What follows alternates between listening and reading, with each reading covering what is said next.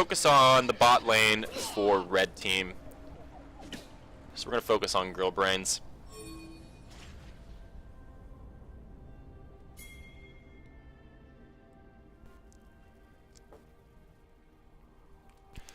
So, okay.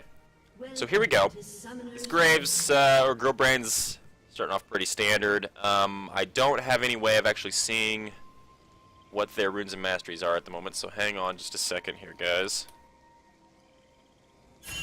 Let's see if they have anything crazy as far as runes and masteries are concerned.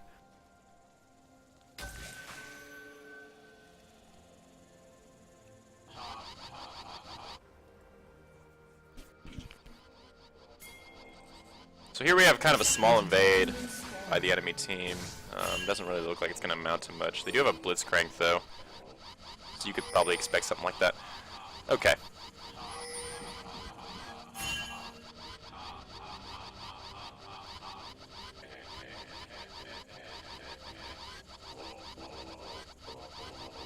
So this Blitzcrank's getting a little annoying. But whatever. Actually, Girlbrains is actually in promos for Silver 4, so hopefully he gets it. Okay, so let's look at runes and masteries for Girlbrains here. We're going to move this over real quick until... There might be something that happens, and if there is, then I'll move it over. Okay, so never mind, there's a problem with op.gg. But whatever. Let's see if I can just mouse over it. And it's pretty standard. Yeah, actually, it's pretty standard runes for him there. The support... I wouldn't do the gold for 10 seconds anymore if I was ayycatz, and he's going to try and steal the blue buff. Actually, he's not going to try. They're going to succeed to steal the blue buff. But ayycatz is actually going the gold for 10 on the rune page. That's something that probably I don't like that much anymore. I go for, I'm thinking just armor, magic resist, and health on my runes when I'm support. Having that extra health and a lot of armor and magic resist makes getting trades or winning trades a lot easier in lane. So, yeah, I wish there was a way to turn off this Blitzcrank, because that seems to be all he wants to do is just sit there and spam laugh. But might just be something we have to deal with, and if not, I'll have to turn down the sound on League. So far so good on the CS. I don't think he's missed one yet. He might have. No, actually he hasn't missed one. Okay, never mind. I take that back. Take that back. He's missed one, and there he misses another one. So again, like I said, the people we are actually spectating are the two people in this bottom lane, because they already do a queue.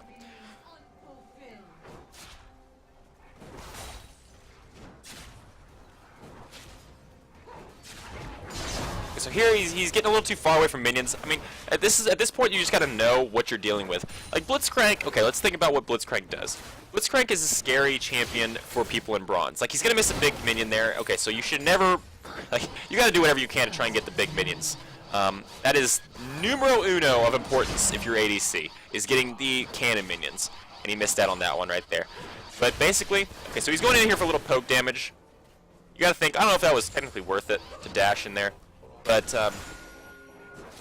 in any case, at this point you just want to be working on CS, and don't be scared of Blitzcrank. If Blitzcrank grabs you, if you're Graves, just dash away. You're going to take a little bit of damage, that's fine. Or if you want to, you can return damage, if you're coordinated enough. Because once Blitzcrank grabs you, that's really the end of his damage. Like, he's going to power fist you, obviously.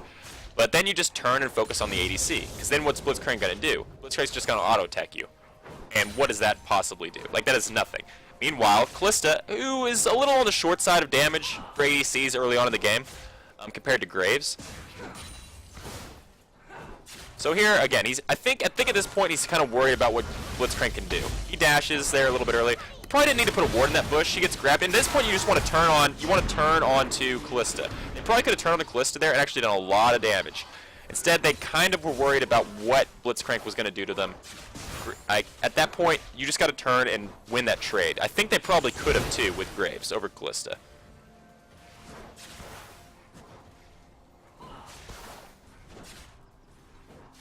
Yeah, positioning yourself inside the minions is huge. But again, you can't be scared of what Blitzcrank can do to you. If you're letting Blitzcrank get in your head as soon as the match starts, or when laning phase starts, then you're going to lose the lane pretty hard. Like, you just got to take the fact that he might grab you, but just stand behind the minions and make him pull off a great grab. If he pulls off a great grab, congrats to him, but don't let it affect your CS too much. Another thing, when you're facing Blitzcrank, it's not the worst thing in the world to push your lane up. Try to kill minions as fast as possible. If he has to sit under his turret and sit next to the ADC, then, I mean, it's pretty easy to dodge his grabs. You just don't go near the turret when there's no minions up to guard you.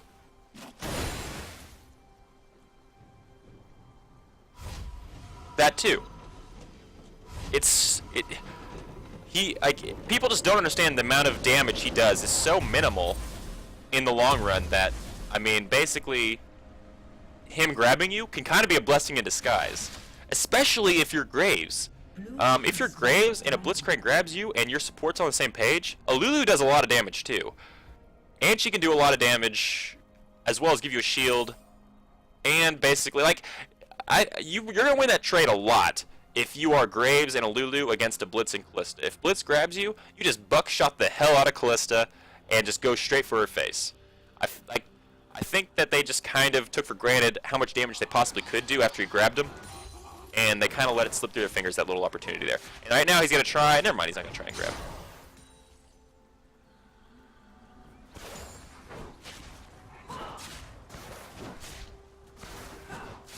Yeah, I mean, going back for just a pickaxe, not the greatest idea. Let's look at CS here. So 32, okay, so besides that, I mean, even though Kalista has had basically free farm, or free farming experience this entire lane, she is only beating Graves. Actually, she's not even beating Graves anymore. So that's absolutely terrible by Kalista. The farming hasn't been great on Graves' side, and the help by Lulu there was actually really good. To kind of, okay, so nice damage coming in there from the dash forward. So yeah, just poke him. Just sit behind that minion wave and give him a couple of nice little auto attacks. Now at this point, you want to kill some minions. You want to kill some of these minions as fast as possible. Use a buckshot to kill him some minions if you need to. Basically, you don't want to let him have his way in lane with you. Make him get behind minions and do something crazy. Okay, it's right there. A dash probably wasn't needed. Yeah, backed at sub 30 CS. Yeah, that wasn't the greatest backing. I didn't even catch that. So he runs straight headlong into there. He does some damage. Now, okay, don't run. Just shred her. Just keep going. Yeah. He can do absolutely nothing. He is so helpless at this point that literally there's no point in picking even Blitz. Like, I mean, it's basically a 1v2 lane when that happens. When you're going to win a trade against a Blitz, like, and that's going to happen a lot, especially pre-level 6, and you are also, I'm going to say it again, if you're Graves, you got to know that you're going to do so much more damage than that Kalista in a team fight, especially early on. That was a terrible take by ayycatz there, getting that big minion. That you could probably do it a little bit better there as far as syncing up and doing some damage. And to be honest, Blitz, like I said, Blitzcrank grabbing you in this spot right here is not that bad. Because Kalista has a Doran's Blade. Like, this is one of those things you need to realize in lane, that you are so far ahead of Kalista in damage, she has nothing but a Doran's Blade. Graves, you have a Doran's Blade and a pickaxe.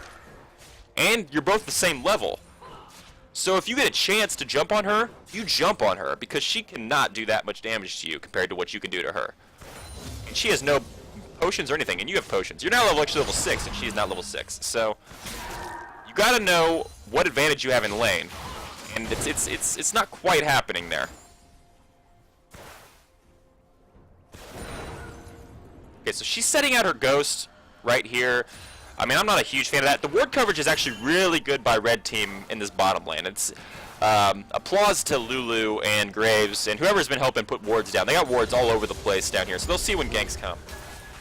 And Sejuani's actually kind of in the area, so we'll see if their warding is going to come in handy. And Blitz is afraid to even try and grab right now, because he can't. Because if he knows if he grabs Graves, then Kalista's in mortal danger of taking a lot of damage. Because he'll actually put Graves in range of doing damage to Kalista. Exactly, yeah, it's not that hard to press tab and see enemy advantages. Okay, so Warwick's going to try and do something crazy here. He actually shows himself. I'm not a huge fan of that as a jungler, especially since they actually probably, I mean, like, he had no knowledge that they had no idea he was actually there. But, I mean, there was no point to him showing himself. Like, they weren't overextended. I mean, I know if he maybe gets his ult off, then maybe they get a kill. But the mystery of knowing where the enemy jungler is, or you're, like, for the other team, is half the battle. And him showing himself there, after he was sitting in lane for so long, kind of worthless. But in any case, again, so she's still sitting on nothing but a Dorn's Blade. This Lulu needs to be up front poking. She's level 6. Lulu level 6 is scary. Like, if she gets pulled in by Blitz, then she can just ult herself. Boom. It doesn't even matter. Like, they can't do enough damage to her, no matter what. So she needs to be up front poking this Kalista. This Kalista is getting way too easy free farm for the amount of items she has compared to Graves, and that, like, Lulu needs to be just kind of, like, she shouldn't be afraid of Blitz. Like, Blitz can't pull anyone because Kalista is so low on the damage and also on the health side.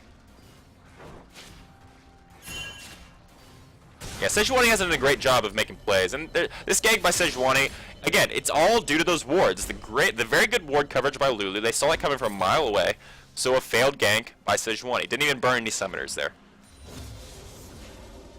And now they're actually pushed up. Now you want to get in a fight. Let him pull you there. No, go. Like this, like you don't have anything to be worried of or scared of, I guess. Like they're playing very passively, and they're playing with a champion that does so much damage compared to the other champion at this point in the game. And a support that is very good at poking compared to a support that can't do anything at that point. Be aggressive when enemy junglers can't gank or duel you effectively. So yeah, but that's the problem. Like their team couldn't be aggressive there. I mean, great Sejuani could have made some ganks before she hit level 6 or whatever she was doing. I mean, Warwick's pretty worthless pre-level 6, so they didn't really make any kind of advantage on that in the bot lane, at least. But, I mean, and now let's see. Okay, so Kalista comes back. She comes back with a BF sword and a recurve bow. She has no potions, though. No potions whatsoever. She's losing the CS battle. Graves comes back with a BF sword and quite a few potions. He has, I think, 2 of each. So, let's think what that's going to accomplish here. So they know that they're doing Dragon. There's so many out of the enemy team here, though. This is trouble. They need to dodge his fist. Okay, this grab. And they do. So they're probably going to give up Dragon here. Actually, maybe not. They could go in on this, I'm pretty sure. Warwick's also in the area.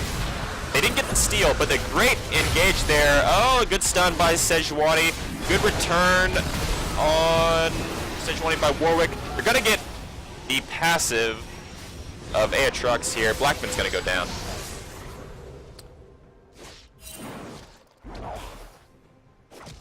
Yeah, if you're gonna back, have some purpose to backing. And they're going in blind at this this ward. That could have been a lot worse than what it was. But yeah, if you're gonna back, you gotta back with some sort of knowledge of what's actually happening. ayycatz might find himself caught out here. He has to flash, and he doesn't go down. Nice heal there, and the missed grab by Blitzcrank. But okay, so they're gonna come forward here and try and get this turret. Let's see, what can they possibly do? So Lulu stays a little bit, or actually not a little bit, way too long. Okay. So, let's analyze what just happened here. So Nara's coming in. I don't know if Nara's going to get anything as far as kills, but we're not going to watch that because we're not focusing on those people. So, okay. If you are Lulu at this point, you get away with barely any health. If they turret dive you, okay, let them turret dive you. But you don't die in the process. You got to get out of here. You don't have your ult or anything else to save you. Heal's already been used. There's no point in even sticking around, especially when you know a champ like Yasuo can kind of just skate through minions like that. Like, Grave staying is one thing. No, actually, Grave staying is not one thing. You should have backed and kind of just let them have the turret. If they want a 3-man push that turret, that's fine. If Nar comes in to teleport somewhere on a ward back here, then that's when you go in. But you kind of let them sit back and not do anything, like, besides push that turret. Now, granted, they came back through and got a triple kill, but there was no need for Lulu or Graves to die there. So, yeah, and the passive on Bloodwell on ayycatz is a pretty long passive, so, I mean, they need to probably focus on ganks there. But basically, at this point, I mean, the CS is fine for Graves. It's 90 at 14 minutes. I mean, it could be a little bit better, but it's fine. But they failed in the respect of they had such a huge advantage in lane as far as damage and items that they have completely squandered that at this point. And it actually still has a pretty big advantage when you think about it. Sitting on that turret with so little health, also, when you figured they're probably going to dive, not the hardest idea. And right now, once you see that... Okay, so let's just Let's just do it all on a list here. So, sitting at that turret for a little too long, problem. Not using their champion's poke and damage capabilities against the opponents in lane. That could have given them a huge advantage. They didn't really quite use that at all. So that's something they could improve on. It's just knowing the lane matchup. And knowing when to back. Pushing the wave out so that the enemy doesn't get any CS at all, or any extra CS, is a huge advantage. And I don't think they've done that on the 2 times they were allowed to back. So, small things they can improve on, but definitely things they can improve on.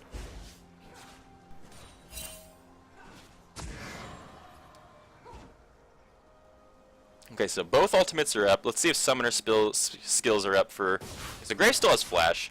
Lulu has nothing, though. She probably... I would probably wait for the next engage, if there is an engage, for Exhaust to come up, if I was her. Because Exhaust is huge against a Callista.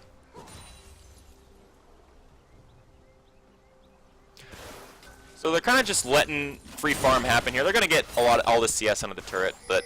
It's kind of just become a passive little lane, and that's fine. But I still think they're actually ahead in this lane. They're ahead by a lot. There was a weird flash there, good counter flash, and they're going to get most people out of here just fine.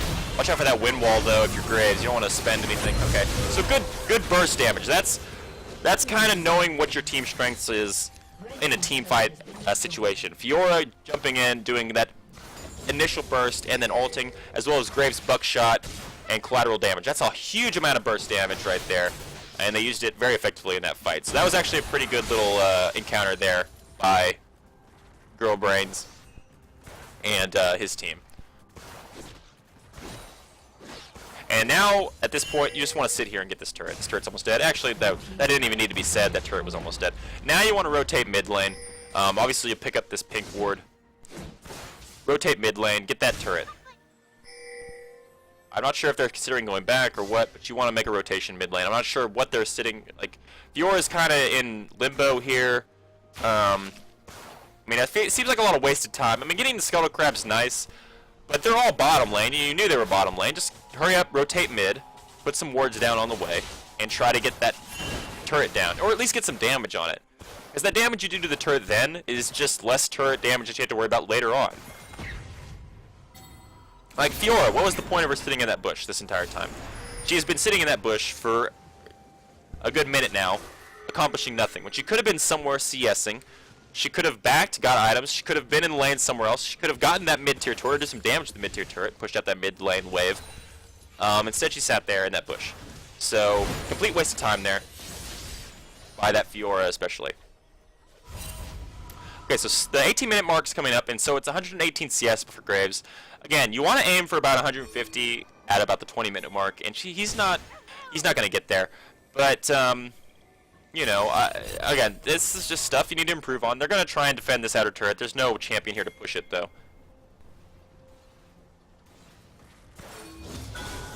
Yeah, and knowing which champions in your team are fed, so you can give them certain buffs.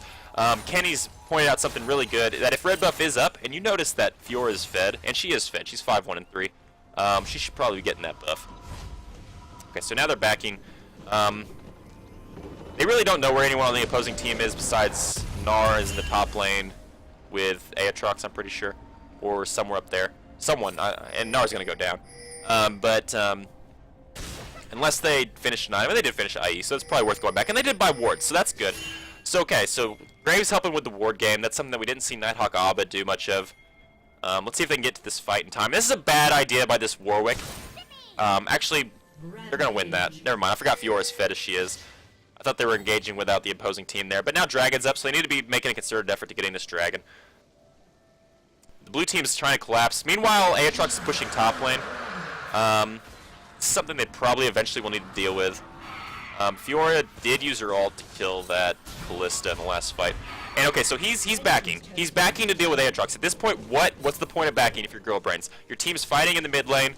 Gnar's coming back up. This is just kind of knowing the situation. You come back in right here, and you're definitely going to kill someone. There's one. You can keep going, keep going, keep going. Alright, so maybe a little bit better movement in the fight, or while it was happening. So he's diving in between 2 turrets. Good save by Callista there, actually. Okay, so let's actually go back to that fight. Let's see what he might have been able to do better. Okay, so he comes back. His team's obviously already into huge engagement here. So attack, move. You just got to know what champions do what. So he should be attacking and moving towards where Callista is at that point. Obviously, if she's forced to flash, then she's forced to flash. But I don't know about the flash back on top of her there.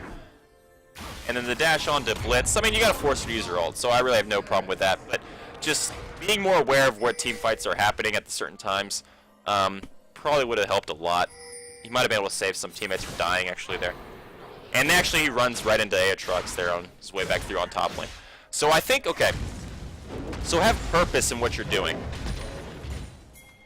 One thing that helped me a little bit was watching Cutie play.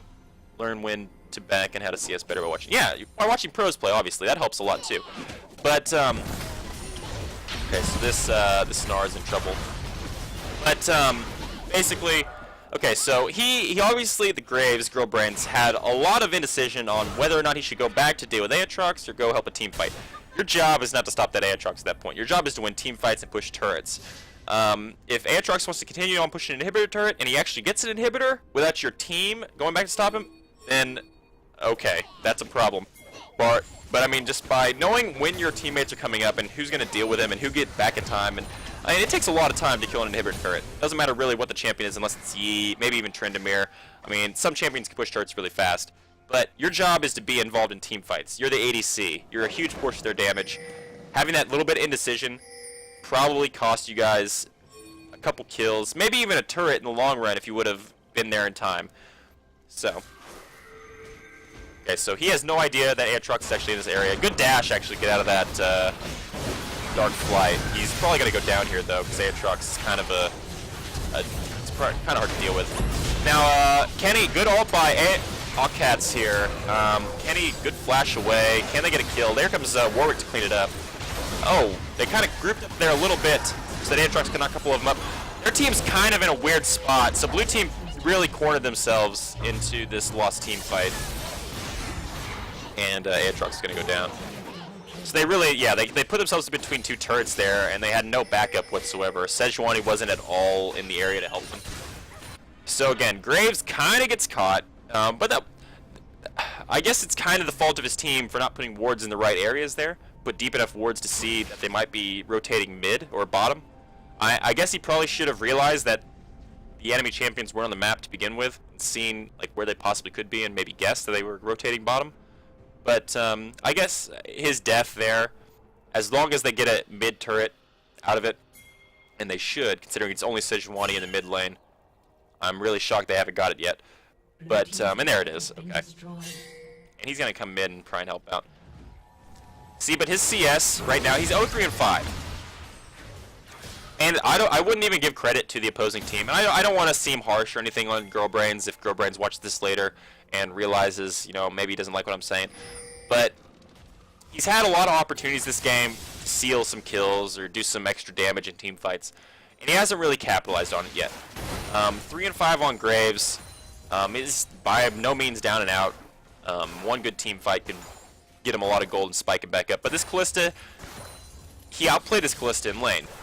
She would never quite know it because this Callista has one full completed item. She's working on another one in Bloodthirster. Meanwhile, Graves has Infinity Edge. And that's it.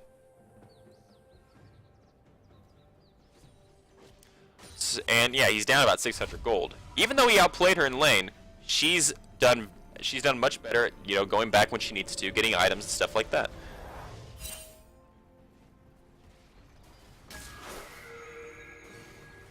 So definitely some improvement can be made on Girlbrains' part.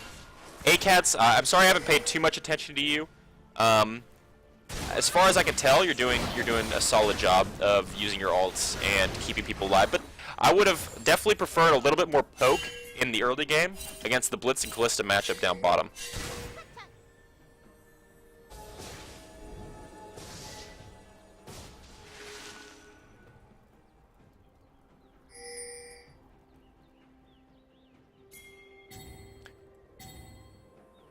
Okay, so now he's kind of just like running from side to side. I mean, like, ayycatz at this point, I would probably not follow him up here. He's really no threat. You know most people are pushing mid, I would assume.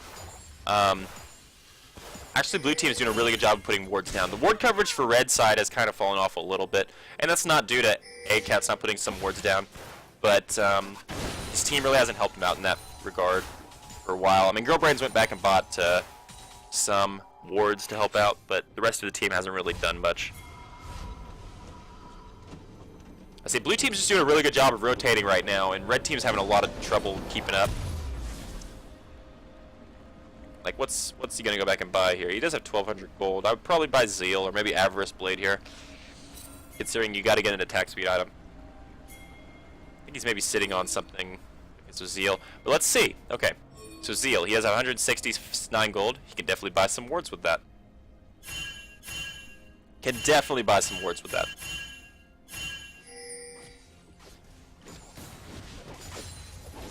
And at this point, wards is what you're going to need, because you guys are ahead in the game, but it's not by a lot. At one fight can turn this game on its head. And wards, especially for Dragon, and blue team already grabbed it, actually. This is a bad spot to be in now.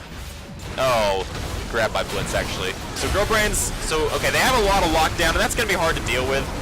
But so do you guys. You guys, yeah, you can kite. You don't have to run away so much. I mean, you want to keep yourself on the edge of the fight, but you kind of need to be auto-attacking if you're going to stand on the edge like that. Don't hesitate. You're either all in or you're kind of all out. And I prefer strong plays over passive plays any day of the week. Okay, so it's hard to dodge all this stuff. Obviously, there's gonna be a lot of stuff happening. But yeah, getting auto attacks in where you can that takes time. Oh, good kill there by Fiora and Gnar. Yeah, you don't really want to keep the warding trinket all that often if you are the ADC after laning phase is over. The blue trinket's definitely a lot more important. I mean, a lot of people don't really like it that much. You don't see a lot of people getting it outside of ADCs, but it's definitely a very helpful trinket to get. Because let's say, putting wards down is very helpful, as we all know. Getting the sweeper trinket also is sort of important, but getting the blue trinket right there, like let's say you would have had it up for that dragon fight, you would have known they were there. There was no wards generally in the area, and you would have seen them coming from a mile away, and probably would have been able to react a little bit better there when they came up on you. Now we're not saying every time it's good to get the blue ward, sometimes, or blue trinket. Sometimes it's better to keep the ward trinket, but I would say at this point, if you're going to help buy wards, it's probably better to get another trinket, whether it be the sweeping lens or the all-seeing eye, as I will call it.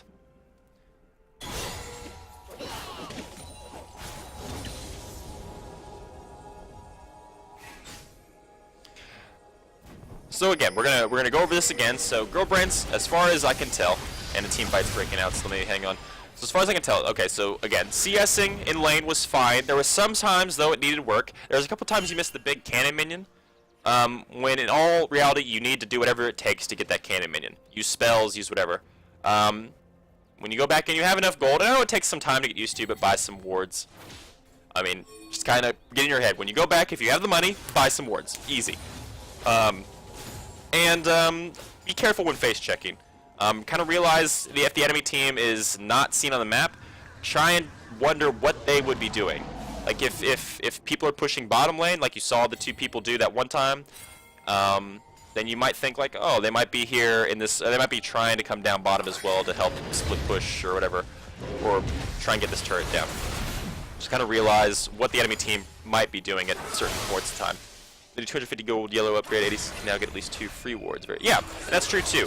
The upgrade, as far as it's cheaper to buy the upgrades for the trinkets, it definitely does make a difference as far as either upgrading the yellow or the blue or whatever you want to use. But definitely I would say at least upgrade it. This is only 250 gold. If you're going to keep the yellow one and you have the gold, upgrade as soon as possible. And okay, so they're running straight into this. They got to be careful here though. Okay, so this is actually a pretty scary proposition here. Okay, so right there. If he wants to ult you, he can ult you. I would almost say you should just auto attack that Yasuo there. Like your team's in a fight. Gnar's in there. Sejuani's coming in from behind. I say you gotta find a more efficient route to get to these fights. Yeah.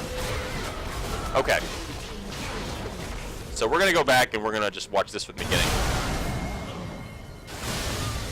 Okay, so the ultimate by Sejuani here, obviously you both were facing it.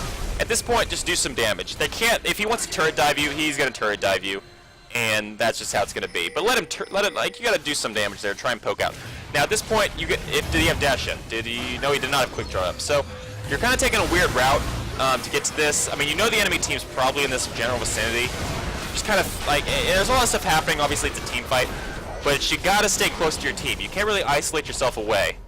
And by the time you got to the fight and by the time you ran and got to the team that was fighting, there was a lot of damage that was missed by you not being there. So obviously, I know you were over here and your team was down here, but it's just a certain thing of knowing what's going on. Again, like you saw, or hopefully you realized the Gnar was coming in or gonna fight in that general vicinity. Just run up the lane. You don't have to go around that whole thing and do all that pathing. Kind of just get yourself to the fight faster, and maybe the Sejuani dies. Sejuani's gonna die. Yeah.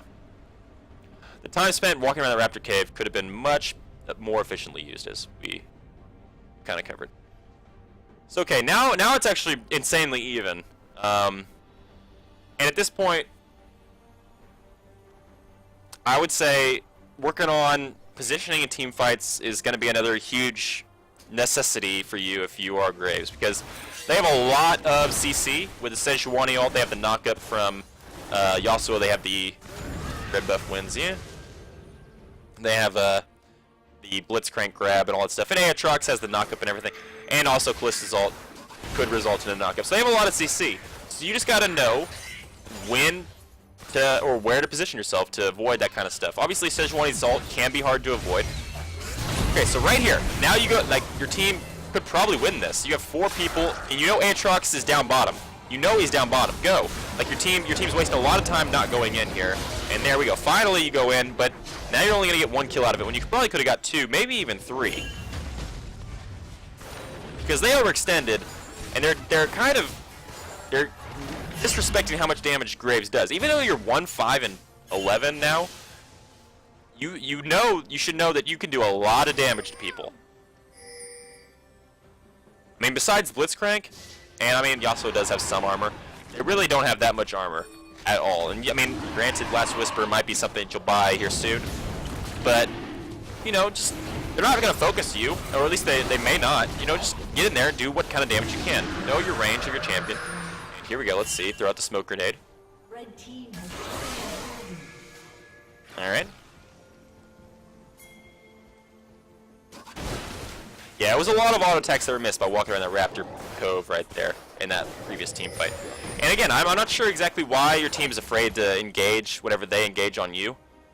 Ballista does some damage now. Obviously, she has Runins and Bloodthirster. But, I mean, think about it. You get the Warwick buff that you're going to get, the attack speed buff. You're gonna be able to, I think it's Quick Draw, right? Quick Draw? Yeah.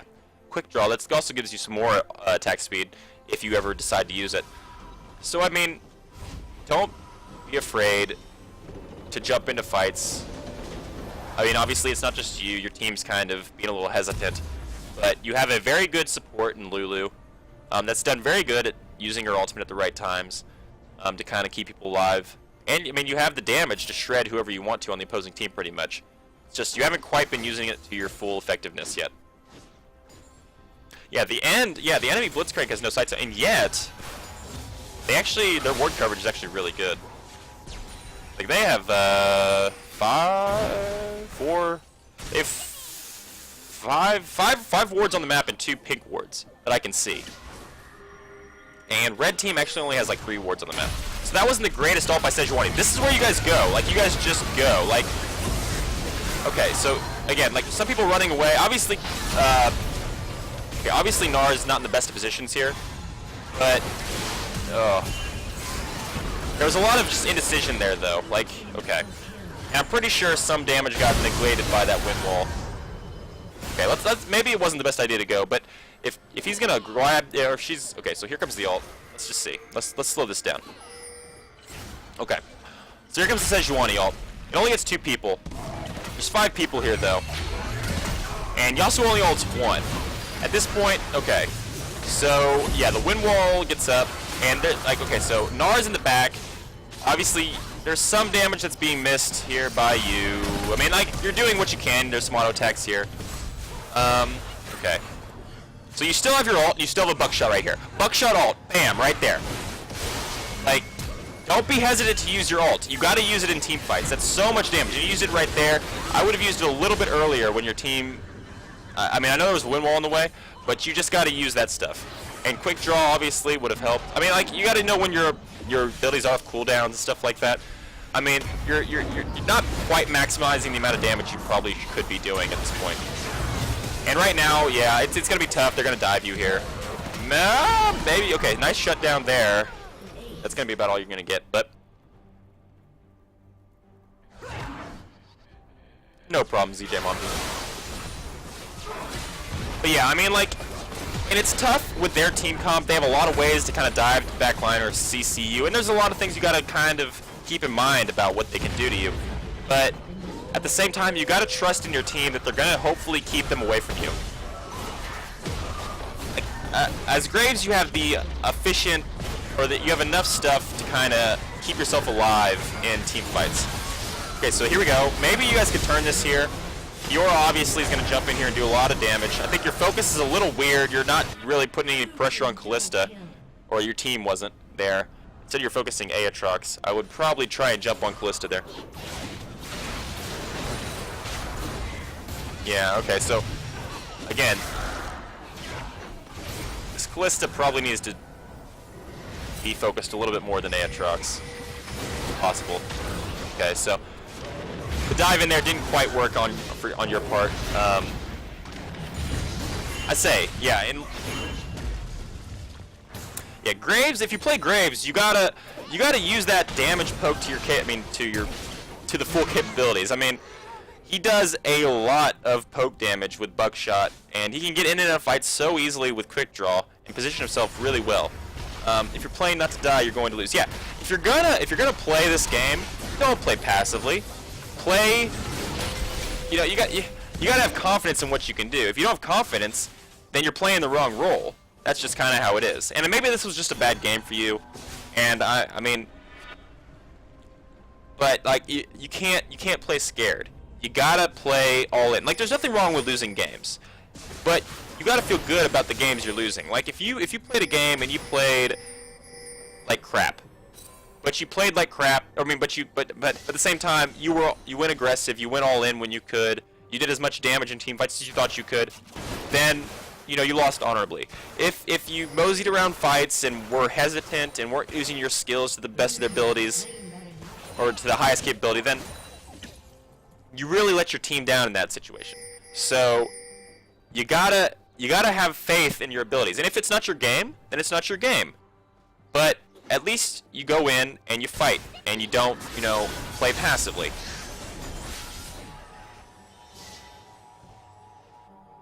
Yeah.